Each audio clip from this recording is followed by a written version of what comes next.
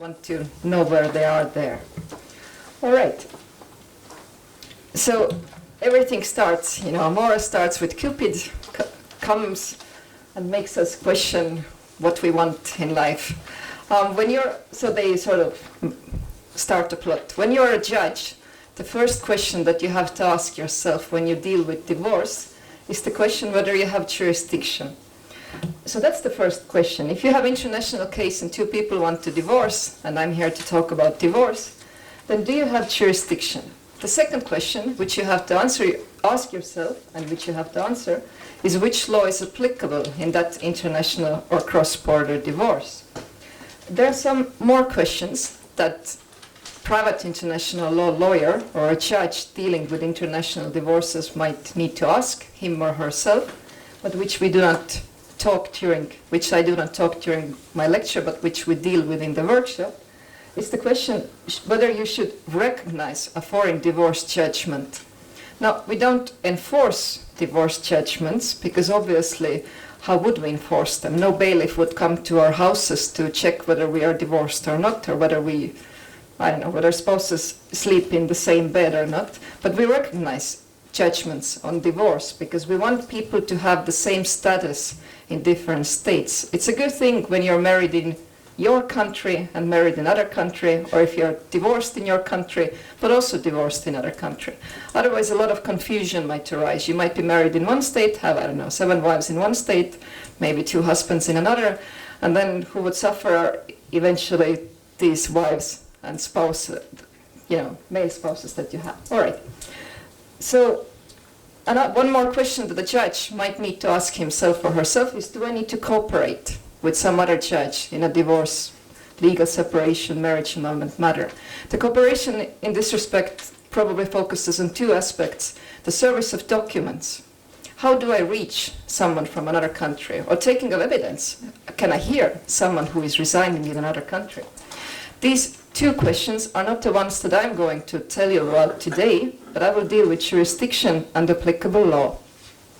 Now, as a judge, you are most certainly aware that there are very many instruments in the field of private international law. Some of them are in this book, but there are more. These instruments can be, broadly speaking, divided into 3 categories: international conventions, European Union regulations, and national law. In the field of divorce, and later today you see that also in the field of parental responsibility, there are various types of instruments, and I am going to walk you through the relationship between the different types of instruments. So, when we talk about these different instruments, there are first international conventions that your member state has concluded with third countries. The important bit here is the third countries. If your member state has concluded in the history, maybe you had a convention treaty with some other member state, then in the field of divorce that is not important anymore because the EU agreement, so to say, is the Brussels II-bis regulation, the EU regulation, which would replace any convention that you have with other member states. But your country might have international convention with a third member state which deals with jurisdiction or applicable law in divorce. And that instrument would have priority over the Brussels II-bis regulation. I can give you an example from my own country. Estonia has concluded, because of the historical reasons, such agreement with Russia and with Ukraine. And I think other Baltic states also have concluded something with Russia, and also the members of the former Eastern Bloc. And I think that Germany probably has, with many countries, maybe in Africa, French. If there are French judges here, you might have very many agreements with also countries in Africa, but all around the world. So it depends on your historical background. Nordic countries, they have agreements maybe with Norway, maybe with Iceland, if someone is here from Sweden or from Finland. So you have to think, and you probably know when you come, which agreements there are in your country. There are not that many, and I think even in the field of divorce, not that many at all. Maybe the most important ones are these agreements with between the, let's say, former members of the Soviet bloc. All right. Now the EU regulations. In the field of divorce, there are 2 regulations which are in this book and which I will ask you to have a look at one point. The Brussels II-bis regulation and the Rome III regulation. Brussels to bis regulation covers two issues of private international law when we talk about divorce. First, jurisdiction, and secondly, recognition and enforcement. Usually, private international law instruments which deal with recognition and enforcement also deal with jurisdiction. Why? Because if we want to mutually recognize judgments, we have to trust each other's judgments, and we can only trust each other's judgments when we trust the way that a judge in another country determines jurisdiction. So that's the reason why Brussels to bis maybe has rules on both jurisdiction and recognition enforcement. Rome III regulation contains rules on the applicable law in divorce matters. Divorce and legal separation more specifically, but not marriage annulment. All right, and then lastly we have the national law, and I will now show you how to answer the question which instrument you have to look. If you are dealing with a question of jurisdiction, if you have the case first in front of you and you want to know if you have the right to hear this divorce case, the first question that you should ask yourself is whether your jurisdiction comes from any international agreement with a third state that your country has concluded. It's because these conventions concluded with third states have priority over Brussels to bis regulation. If your country has not concluded any of such convention, then you would ask yourself whether your jurisdiction comes from Brussels to bis regulation. If your jurisdiction does not come from Brussels to bis regulation, when you read through the provisions and you see that you don't have any jurisdiction under these provisions, and only in the case if no other country in the European Union would have jurisdiction under Brussels to bis, can you go to your national law. However, you're not allowed to check your national rules, which you probably find in your Code of Civil Procedure, or however is the specific name of that instrument in your country. You cannot go there if the defendant, the respondent, has a habitual resident in the European Union or is a national of some member state of the European Union. Why is it so? Because we want to protect you and everybody else who is living in the European Union who holds the passport of any country of the European Union member state. Because such people, they have sort of legal certainty, they need to know where they can be sued in a divorce matter. And that's the reason why we cannot sue these people in member state courts under national law rules.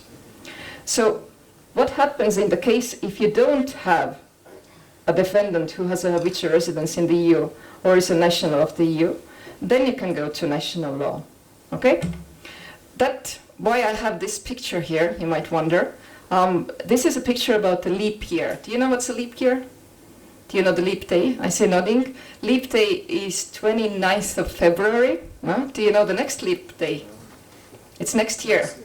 And why the picture is there used to be an Irish tradition that on the leap day, a lady can propose to a guy. Okay?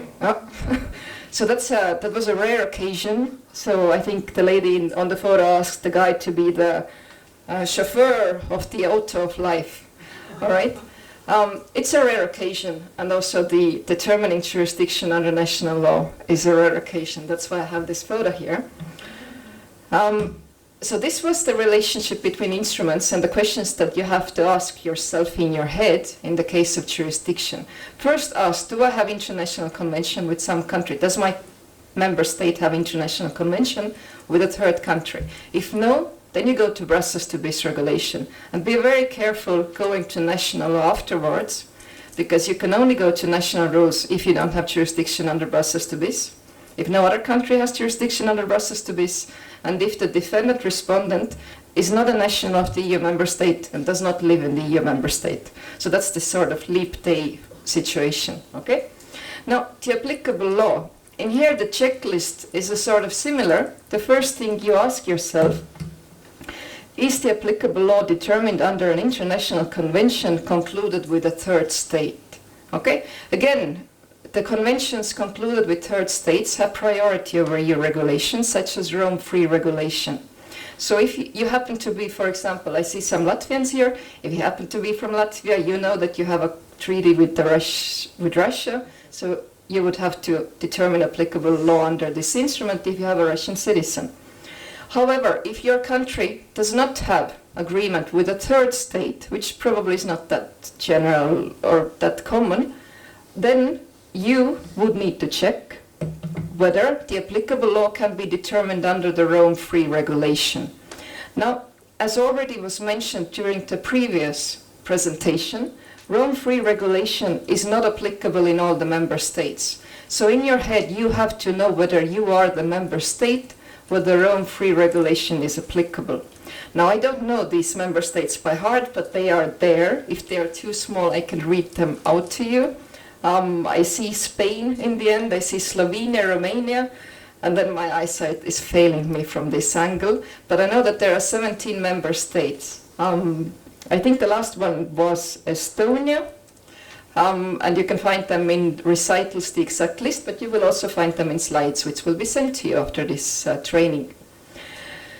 If you have questions whether your country is bound by Rome Free, feel free to come to me during the coffee break, and I will answer you. And I hope maybe you see, this angle for me is a little bit bad to read you the list out. Can the people sitting in the back see the countries which are party to Rome Free? I see Antoinette sort of giving me vague nod from the back. All right, so if you have just come and see them later if you want to check. But anyway, so Rome Free deals only with applicable law to divorce and legal separation. So if you need to determine applicable law to marriage annulment, you cannot look into Rome Free. If you are not a member state to Rome Free Regulation, you also cannot look into Rome Free. Do we see Sweden in the list? Is Sweden bound by Rome Free? No. Is Finland bound by Rome Free? No. Is Ireland bound by Rome Free?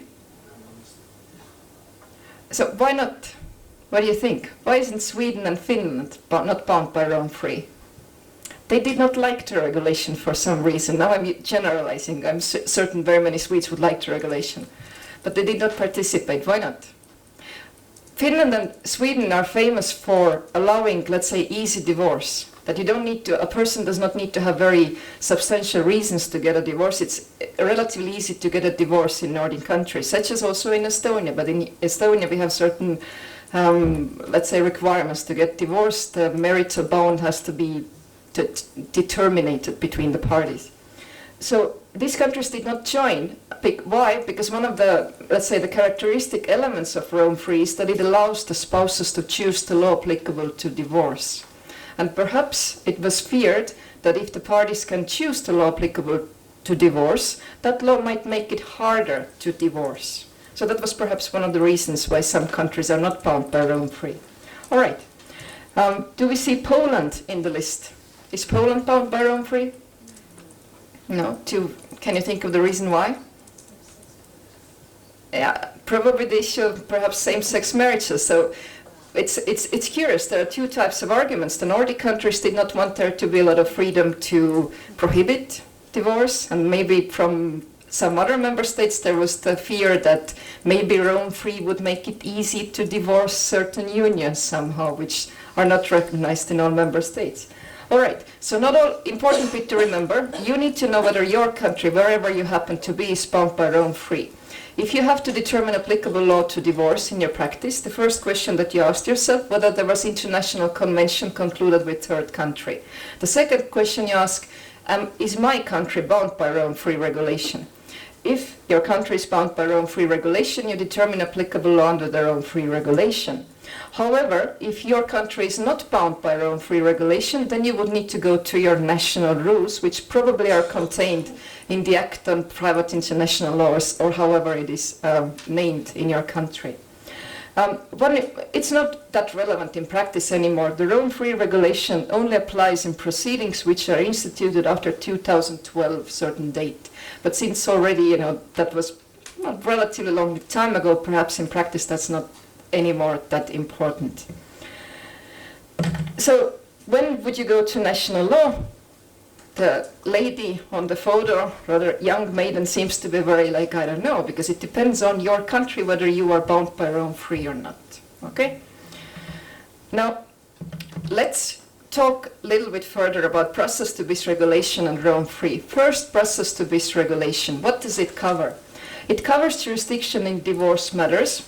It covers jurisdiction in marriage annulment. Marriage annulment, sometimes there are grounds to annul a marriage, whether it depends on your countries what they are. In some countries, for example, same-sex marriage might be annulled or declared invalid, whatever the ground is. Some say that the first ground to declare marriage annulled is that there is a marriage, but that's of course a joke. Process to bis also covers legal separation. What is a legal separation? In your country, depending where you come from, you might have a certain provision which says that parties can be divorced if they have been living apart for, let's say, a certain time period. Is that the legal separation that is covered by Brussels to bis regulation? Not necessarily. That would be an individual decree by a court which would essentially, let's say, terminate the bond between the parties, so that the court would divide assets, children, dogs, whatever there is, but for certain reason not the union itself. Why not? Because in some countries, for religious reasons, some people might not want to get divorced, but they want to, terminate their matrimonial property relationship or divide their assets, children, and so on. So if someone does not want to get a divorce but wants to, terminate everything else, they might get legal separation. And in certain countries there is this institution. Estonia is not one of those countries. So how do you determine jurisdiction under Brussels to bis regulation? The scheme is the following. First, you have the general rule, which is in Article 3. You might want to open it just to have your eyes set on this article. Article 3 of the Brussels to bis regulation provides you with various grounds on general jurisdiction. I have put here some examples from Article 3, and they are intentionally worded differently than they are in the article. There's the habitual residence of the defendant in the regulation respondent, so that's the same thing. For example, joint habitual residence, that should be the first on the list. If both parties are having or have habitual residence in your country, you have jurisdiction in a divorce matter. Sometimes you might have jurisdiction in a divorce matter simply because the applicant has habitual residence in your country, but this is that there have to be certain additional criteria which have to be met. This person has to be living in your country for a certain time period. Why is it like that? Because we don't want to have, let's say, this absolute forum shopping, that today I go to Sweden, get a divorce there. Tomorrow I want to go to Spain, get a divorce there. There has to be some kind of connection between me and Sweden in order for me to be able to get a divorce in Sweden, where it's supposedly very easy to get a divorce. And that's why the Article 3, the last intents provide that the applicant has to be living in a state where he wants to get a divorce for a certain time. 6 months if he or she is the national of that country, 1 year if he is not a national of that country. So that's the general rule. And just when you have a look at Article 3, just to draw your attention that it also has the second para. If both parties are national of one member state, they can get a divorce there. Sometimes this is just forgotten. People tend to focus on this first list and forget that the article goes a little bit longer. Now, there are two special cases in addition to this general rule which we find in Article 3. First of these is the counterclaim, which can be submitted to the same court that the first claim, the petition for divorce. And it makes sense because, it's essentially the dispute between the same parties. But what would be a counterclaim in a divorce matter? In Estonia, if, let's say, a guy would file for a divorce against the lady, and then the lady would file for a divorce against the guy, the court would say it's the same matter. I am going to decide whether I divorce you or not. So that wouldn't be a counterclaim. But what's a counterclaim? One person asks for divorce and the other one wants an annulment. Yeah, exactly. One of them wants for divorce and the other one files for the annulment of marriage, because you cannot divorce an annulled marriage. So that's a very good example of a counterclaim. So we have a special jurisdiction rule for counterclaims. And then there's in Article 5, there's a special rule for converting legal separation into divorce. And that can be submitted to the same court which where someone filed for legal separation, which makes sense because probably this court knows better the law applicable to divorce legal separation, which, it ends up to be the same law. Now, there are some other questions which process to be deals with when we talk about jurisdiction, but these 3 articles are probably the heart of determining whether you have jurisdiction or not, and the most important of these is Article 3. But the other questions, which are covered by process to bis, process to bis obliges you to determine jurisdiction on your own initiative. It also obliges you to stay the proceedings until it is sure that the defendant has received the relevant documents, because we want to protect people. We want them to know when their status is being changed, when they are being divorced. It wouldn't be nice when you find out at one point that you are divorced and you didn't know about it. There's also a rule on the time when the court is deemed to be seized. Why is it important? It's important because sometimes you can have proceedings in different member states. It can so happen that the wife applies for a divorce in Estonia and the husband has already filed for the annulment of marriage in, Austria, maybe, or in some other country. So that's why we need to know which court is first, because the court which is first has priority, so to say. That is the lis pendens rule in Article 19.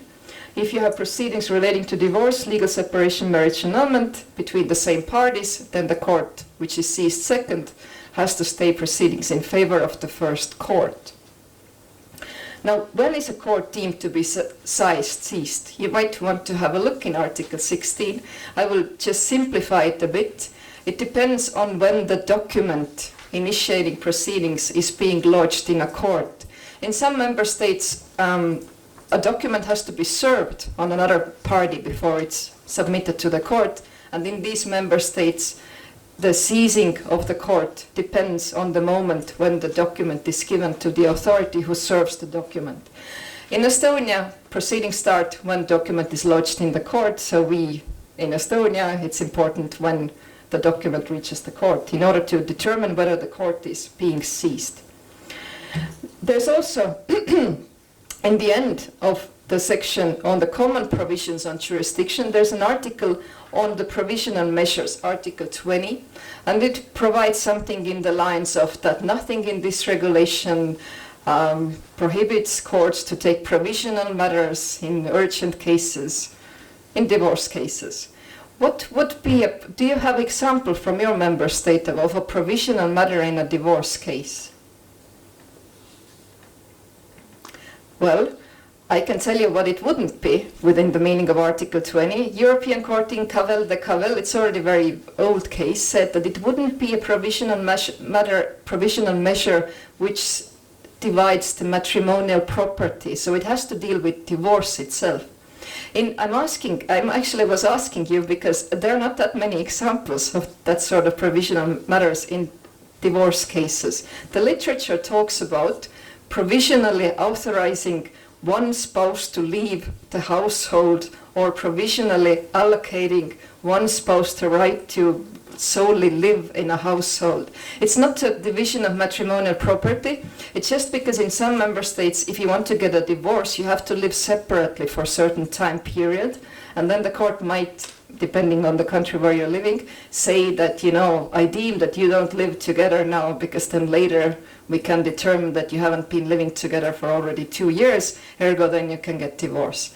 But I think that's a very rare article to be applied by a judge in Europe, this Article 20 in divorce matter. What about those provisional measures in order to list the assets to be divided after the divorce? There is this tension because we have the matrimonial property regimes regulation, which has a similar article on provisional matters, and the example that the gentleman gave, I think if I understood correctly, the court orders some assets to be provisionally given to one party. I think that would fall. Not quite, just listed in order to establish which assets will be divided after the divorce. If I hear you correctly, you talk about the division of property, division of assets, and to me that sounds like the division of matrimonial property, which would fall under similar provision in matrimonial property regime. All right. The authorization to leave the household, to separate physically, is a provisional measure of divorce. Are you saying that, or I am saying that it's an example given in literature that theoretically could be an example. I'm not saying that your country judge can do that. But if we think about provisional measure only in divorce, not relating to matrimonial property, there's not much that there can be, you know, because what I agree. I thought there were no. So if my country admits this kind of measures, which it does in Belgium, we often give this first decision that you are allowed to leave because you have a matrimonial obligation is to live together. Mm-hmm. So you have this first decision that the judge gives the authorization to end this part of the matrimonial obligations. So we have this kind of measure, but I wonder whether you have case law also that says that this falls under Article 20. I'm very glad that you gave me this example. This is exactly the example which is given in legal literature. I don't have case law giving you. I can only tell you where I read it. I read it from Brussels to Bis commentary by Mankowski and Magnus, which is in English. I can later give you a reference if you're interested. But this is a very good example, and I'm glad that you were from Belgium, that I can now point my finger where it might come from, because we do not have it in Estonia, and I see the Germans shaking their head, and I didn't know where it might initiate from, so now I know. Thank you very much. All right, but let us go further. So we talk about international convention with third country. If no, go to Brussels to Bis. When you're in Brussels to Bis, what do you ask yourself? Do I have jurisdiction under Article 3, the general rule? Before that, it's wise to think if I have legal separation or counterclaim case, which probably is not that common in practice, but then you end up with Article 3. If you don't have jurisdiction under Article 3, then you have to ask yourself when you can go to national law. And you cannot go to national law if the defendant lives in the EU or is a national of the EU country. So that was the checklist to remember. Now, let's go to applicable law, because we have another instrument, Rome Free, today. What does a law applicable to divorce cover? In here I have a picture. I don't know if you can see. It says something that, what's a kiss? A kiss is a cause for divorce. Okay, so cause for divorce, what might be a good thing to think of? It's to Estonian law. When I ask my Estonian students, what does law applicable to divorce cover? They are somehow lost, because in Estonia you can just get a divorce when you want. But in some countries you need a reason. There must be fault, perhaps, or there must be a time period that the parties have lived separately. So law applicable to divorce would determine, for example, whether there is such time period, whether you can get divorce, or whether you can get divorce just because you want to, like in Nordic countries, or like even in Estonia. We have one very vague condition for divorce, which is that the marital bond has to be terminated, but that probably means that both parties want to divorce. Obviously, then their bond has been terminated. All right, so this is the applicable law. When we talk about the Rome Free Regulation covers law applicable to divorce. There's a lady here, seems to be very happy. And also legal separation. Remember I told you that legal separation, some people, for religious reasons, for example, might not want to break their, let's say, mind bond, but they want to break their proprietary bond, their, the way they are dealing with children and so on. And here I have a kitten, or cat, who says that custody of children, I have 42, I don't want them. So with people it's much simpler. All right, just to remember, Rome Free covers applicable law to divorce and legal separation, but not to marriage annulment. Why not? Because it's a more sensitive issue. When we know what's the law applicable to marriage annulment, we basically know what's the law applicable to marriage, because these are related. If your country allows people to conclude same-sex marriages, then probably same-sex marriage is not a ground for annulling marriage, and vice versa.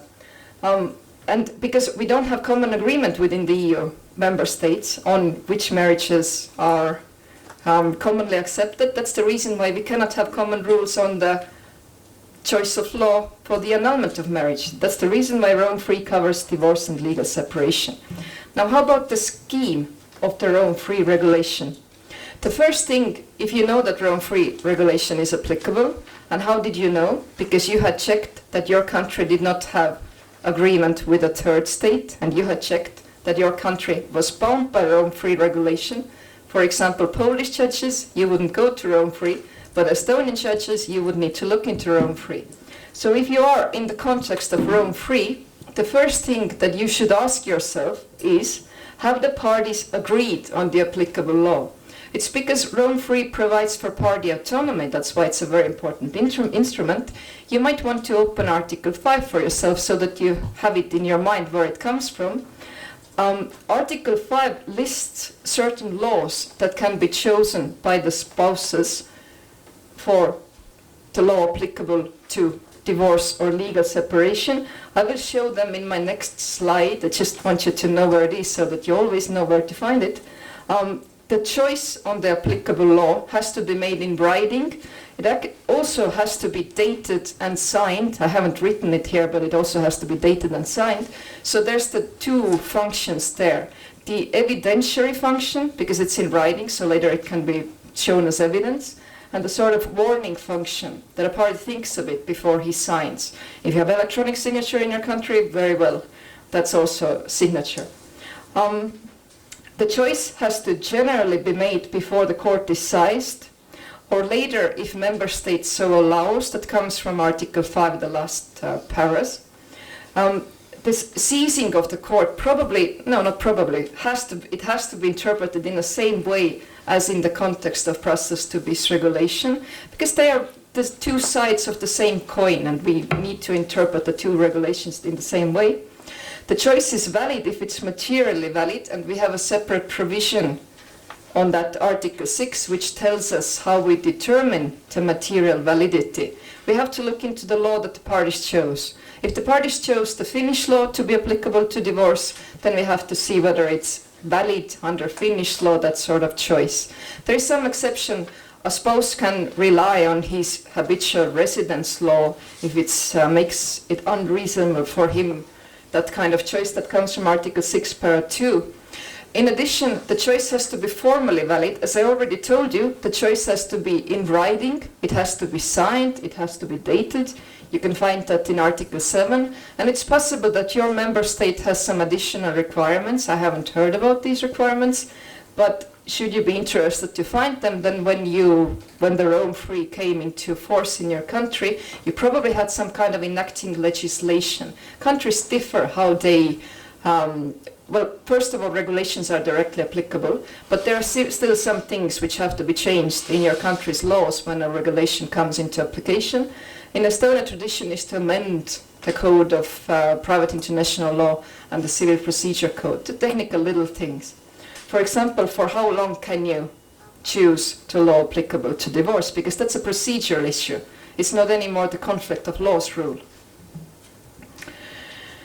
If the parties have not agreed on the law applicable, or if they have chosen the law which is nonsense in a way that is not allowed by Article 5, then you would have to check into Article 8, which determines which law is applicable when there is no valid choice.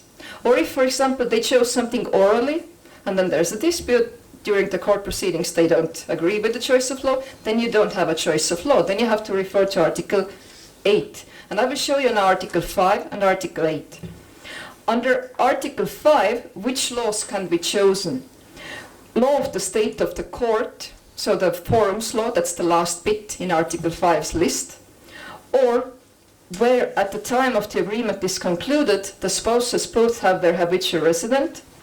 The spouses both had their habitual residence if one of them still lives there, or which nationality either of the spouses hold. So these are the laws that can be chosen for divorce as the applicable law.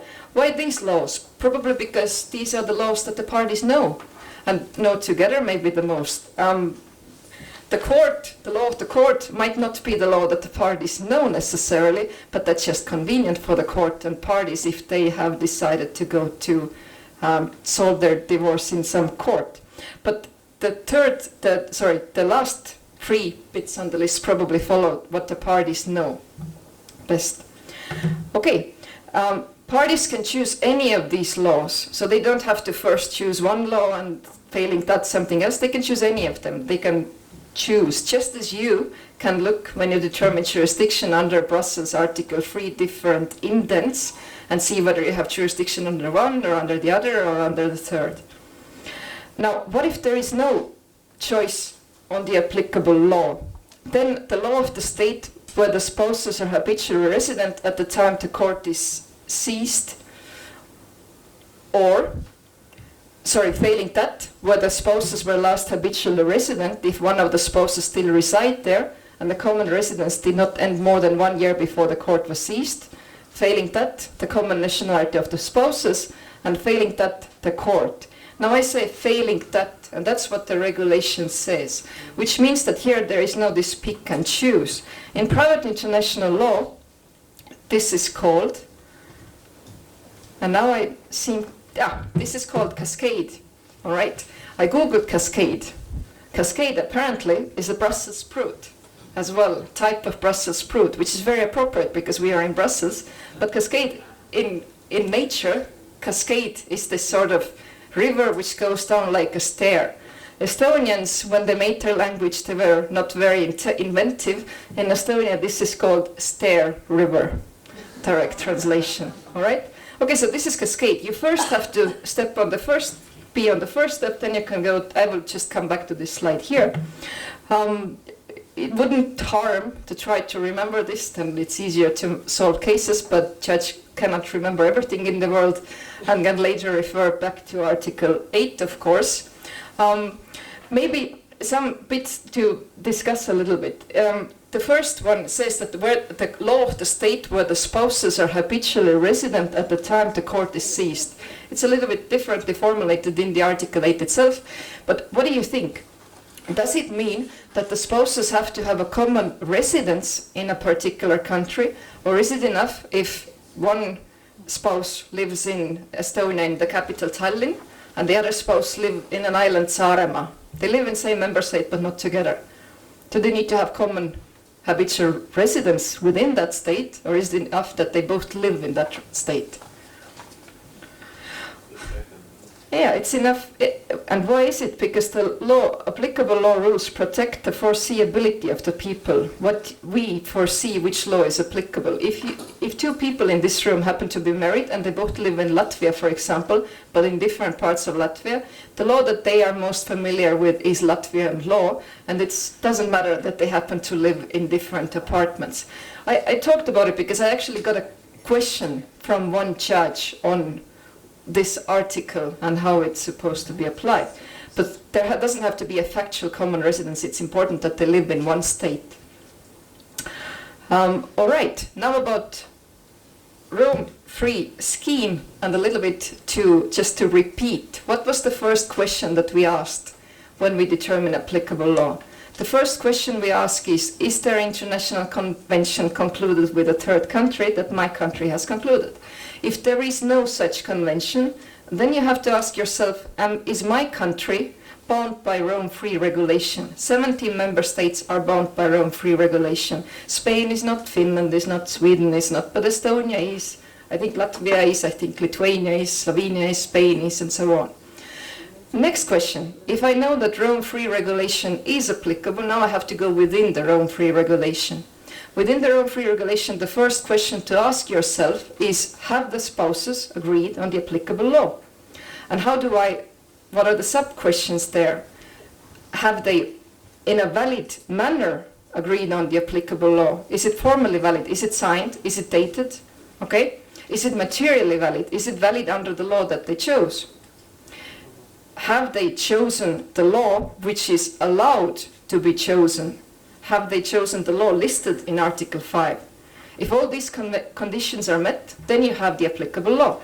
However, if they have chosen the applicable law in a manner which is not allowed by the regulation, and if your country does not allow parties to choose applicable law during court proceedings, or if they chose the law which is not listed in Article 5, then we go to Article 8. Okay? And Article 8 lists us this cascade, the stair river in Estonia. First we have to look into one law, then second, and so on, and then we end up in the very end with the court's law, which is good for the court. There are some further things to consider when we talk about the applicable law, and I'm always in the end of my presentation. If you have this case where there has been legal separation, which is a rare case, and the parties want to convert that into divorce, then you have in Article 9 a special rule, which idea is to cover these two issues under the same law. Because in that way you don't get conflicts between the two types of scenarios. There's also provision which is very, let's say, enlightened. It allows for the access to divorce, Article 10, if under the law applicable it's not possible to get a divorce, or if it's very hard for one party because of his or her sex, probably more common would be her sex, to get a divorce, then you can apply the forum's law, your own law, and award the divorce in such a case. There's also the public policy clause in Rome Free Regulation. In all the European Union applicable law regulations, there's the public policy clause. It's also in the Hague Conventions. It's a sort of security clause. If the foreign law is against my public policy, I will not apply it. In the field of divorce, I wouldn't know what would be the case, to be honest, because we already have this Article 10 rule, which allows for the access to divorce. So I'm not sure what would be the provision on the law applicable to divorce, which would be against public policy. Maybe theoretically, if there would be the Arcadian law, which says that, parties have to be living separately for 10 years in order to get divorced, that might be considered as against public policy, although that probably would go under Article 10 anyway, because it's very difficult to get a divorce, maybe even impossible. Article 11 provides us that there is no renvoi. What does it mean? If Rome Free refers you to some country's law, for example, parties chose the law of Finland, then Rome Free refers you to Finnish law. That means that you will look into Finnish family code or family law act, what they have, and you will not look into Finnish private international law rules. Also, Rome Free Regulation provides you with the obligation to apply any country's law which is provided by these rules, which means that you might be obliged to apply, for example, Chinese law or Tuvalu law. Good luck with finding out contents of Tuvalu law. Might be hard, but the question how you do it is covered by national law. So there's this universality principle. But the good thing is Chinese material law might be hard to get to know, but at least you don't have to look into Chinese private international law rules. So the life is a little bit easier because Article 11 tells you that you can look into the substantive law provisions. You have to look into substantive law of China if China is the law applicable under Rome Free Regulation. And in the end, there is something said about love, that it's a mysterious thing. And oddly enough, the right corner, it should say that it's what the judge thinks. So how it starts, no one knows. Why it ends, no one knows. How to solve conflicts, well, that we know because we have our own free and process to this regulation. Thank you very much. My time is up.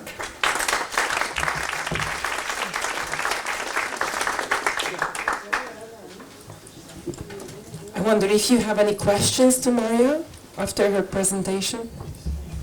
Just feel free to ask. Well, you can have a thought about it during the coffee break because that's what's on our program as next. But before we